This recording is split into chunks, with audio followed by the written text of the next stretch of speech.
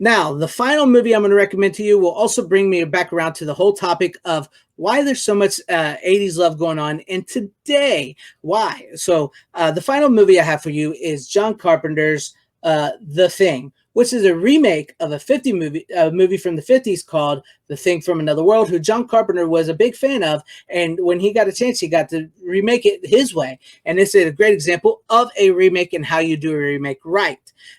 See, John Carpenter was highly influenced by the movies of the 50s. He grew up in the 50s. And so when he got to become a huge time director, along with a lot of directors in the 80s, they longed for a simpler time like the 50s, because the country of America, our American country, had gone through so much throughout the 60s and 70s. And by the time it got to the 80s, people were longing for that time of the 50s, to what they grew up in and the movies they enjoyed. And so once the directors got to make what they wanted, they started to pay a lot of homage to the 50s, and a lot of that seeped into their movies, into like sci-fi, action, comedy, horror, just a simpler time. And that's sort of what's going on today, and why 80s are so popular today, because kids that grew up in the 80s on movies like I just listed, especially The Thing, which I highly recommend. You got to check this out. They find this alien in Antarctic, and it's a shape-shifting alien, and it leaves you guessing to the very end.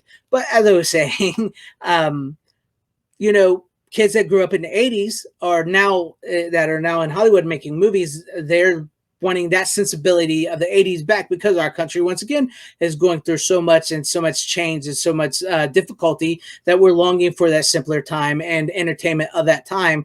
And so we get things like Stranger Things, Goldbergs, and so many movies that are like paying going into 80s territory and remaking it, even though the remakes suck, because it tends to be the studios that want to do all kinds of craziness to these movies, but the directors just want that 80s feeling into their movies, into their entertainment. And that's why there's so much 80s nostalgia and entertainment in our entertainment today.